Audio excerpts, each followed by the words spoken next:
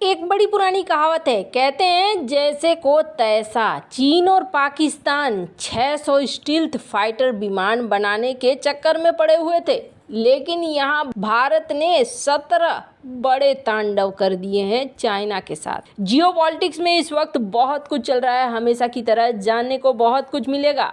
आइए जानते हैं इन खबरों को विस्तार से। भारत का एडवांस मीडियम कॉम्बैट एयरक्राफ्ट यानी कि एमका प्रोजेक्ट, जिसका मकसद इंडियन एयरफोर्स के लिए स्टील्थ फाइटर जेट का निर्माण करना है, वो अपनी निर्धारित समय से काफी पीछे चल रहा है। लेकिन अगर तुलना पड़ोसियों की जाए तो भारत के दोनों दुश्मन पड़ोसी देश चीन और पाकिस्तान अपने स्टील्थ प्रोजेक्ट को लेकर काफी तेजी से आगे बढ़ रहे हैं। तुर्की एरोस्पेस इंडस्ट्री ने हाल ही में अपने घरेलू स्टील्थ फाइटर जेट कान की ऐतिहासिक पहली उड़ान कामयाबी के साथ पूरा करके इतिहास रच दिया है। उसकी इस महत्वपूर्ण उपलब्धि ने उसके दोस्त पाकिस्तान में खुशियों की लहर भर दी है, क्योंकि तुर्की पहले से ही अपने कान प्रोजेक्ट में पाकिस्तान को शामिल करने की घोषणा कर चुका है। दुनिया भर में मिल रही सराहना के बीच भारत से भी एक दिलचस्प खबर सामने आई है। तुर्की की जीत पर टिकी निगाहों के साथ कई भारतीय इंटरनेट यूजर्स ने भारत के महत्वाकांक्षी एडवांस मीडियम कॉम्बैट एयरक्राफ्ट की स्थिति के बारे में जानने के लिए चर्चा शुरू कर दिया है। भारत के स्टील्थ लड़ाकू विमान को तैयार करने के लिए डिजाइन किया गया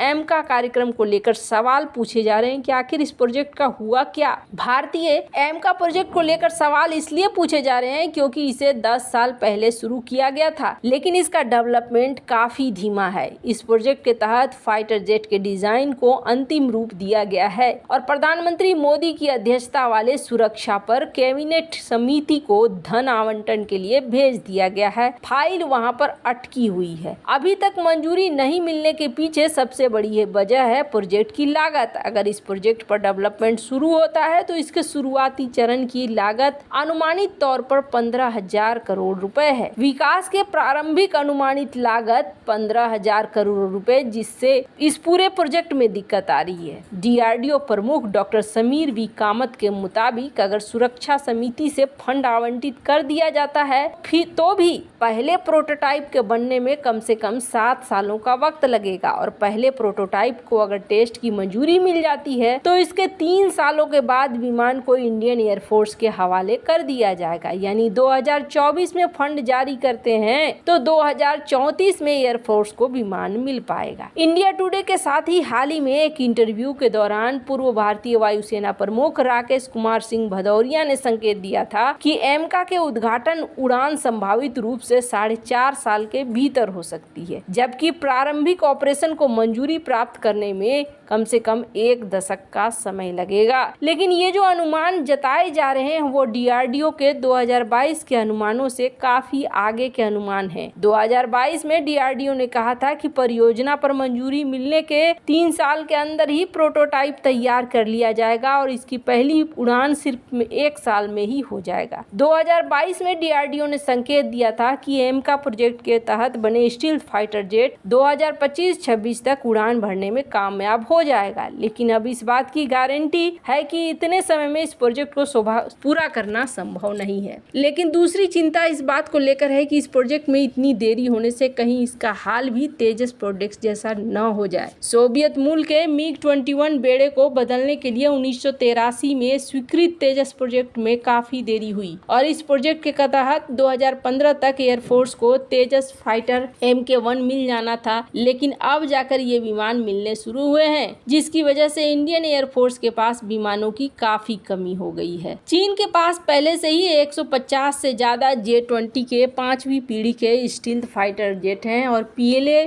की योजना 2027 तक इसमें 400 विमान और हासिल करने की है। यानी चीन के पास 500 से ज्यादा फाइटर जेट्स हो जाएंगे। आपको बता दें 2027 तक चाइना चाहता है कि उसकी सेना में 400 J-20 शामिल हो जाएं। यानी कि चीन के पास करीब टोटल 500 फाइटर जेट हो जाएंगे। पाकिस्तान 5वीं पीढ़ी के J-31 हासिल करने के लिए पहले से ही चीन से संपर्क कर चुका है और 2029 की समय सीमा की बात कर रहा है। भारत के घरेलू 5वीं पीढ़ी के लड़ाकू विमान एमका की पहली उड़ान 2029 आसपास होने की संभावना है और इसे 2035 की शुरुआत में शामिल किया जाएगा। स्टील्थ का स्तर अभी भी विकसित होना बाकी है। किसी भी स्थिति में विकास को 2 चरणों में बांटा गया है, MK1, MK2। अमेरिका भी अपनी F-35 5वीं पीढ़ी के लड़ाकू विमान की पेशकश नहीं कर रहा है। यदि वो ऐसा करते भी हैं तो अमेरिका फाइटर जेट्स कई शर्तों के साथ साथ आते हैं और भारत किसी शर्त में बंधने के मूड में नहीं है। लिहाजा भारतीय वायुसेना अपनी दोनों आवश्यकताओं को पूरा करने के लिए मेक इन इंडिया राफेल पर विचार कर सकता है। नई खरीदारी F4 मानक की हो सकती है। F5 मानक में अपग्रेड करने का प्रतिबद्धता का एक कमिटमेंट हो सकती है। फ्रांस एक आजमाया हुआ दोस्त रहा है, वहीं भारत के 1950 के दशक से फ्रांसीसी लड़ाकू विमान उड़ रहे हैं। लड़ाकू विमान के विकल्प और लागत जटिल मैट्रिक्स है, लिहाजा इस बात की संभावना बन सकती है कि भारत राफेल प्लस की तरफ विचार करे। खैर, जहां एक तरफ ये सब कुछ हो रहा है, वहीं दूसरी तरफ भारत और चाइना का व्यापार युद्ध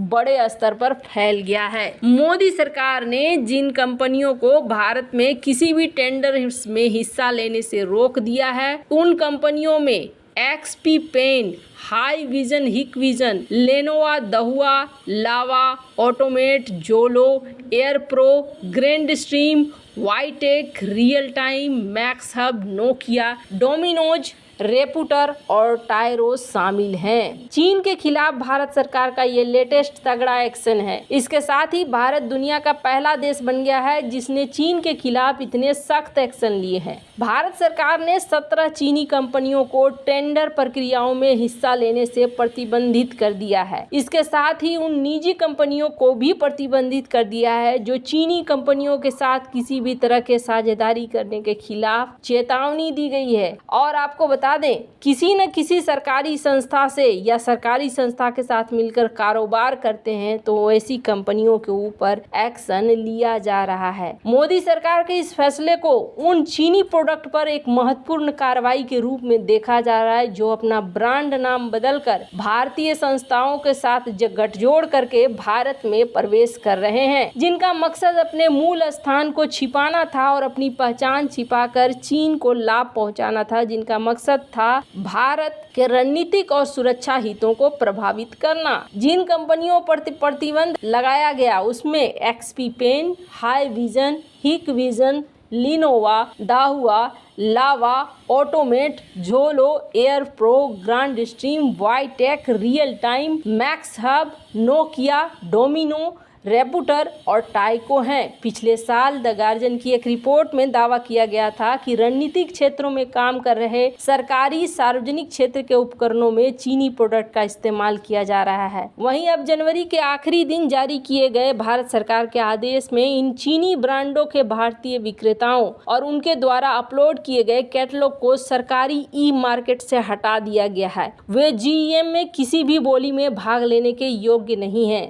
आदेश में ये भी कहा गया कि GEM उन ऑर्डरों को रद्द कर देगा जहां चीनी कंपनियों के उत्पादों की उपयोग बोली के लिए किया जाता है। इस लिस्ट में सबसे ऊपर हांगजो Hikvision digital technology company limited है, जिसके 70 प्रोडक्ट्स पर प्रतिबंध लगाए गए हैं। इसका भारतीय चेहरा प्रामा हिकविजन प्राइवेट लिमिटेड है। ये भारतीय सरकारी एजेंसियों के सबसे बड़े आपूर्तिकर्ताओं में से एक है। इसी तरीके से DNS ओवरसीज जो बीजिंग में स्थित हनबोव यूजी ग्रुप के प्रोडक्ट को भारत लाता है और भारत में टैबलेट मार्केट का बड़ा खिलाड़ी है, उसे भी हटा दिया गया है। इसके अलावा लेनोवो के 22 प्रोडक्ट को भी बैन किया गया है, जिसमें सर्वर भी है शामिल। कम ही लोग जानते हैं कि लेनोवो चीनी मूल की कंपनी है। 1984 में स्थापित लेनोवो को चीनी विज्ञान अकादमी के उत्पाद के रूप में जाना जाता है।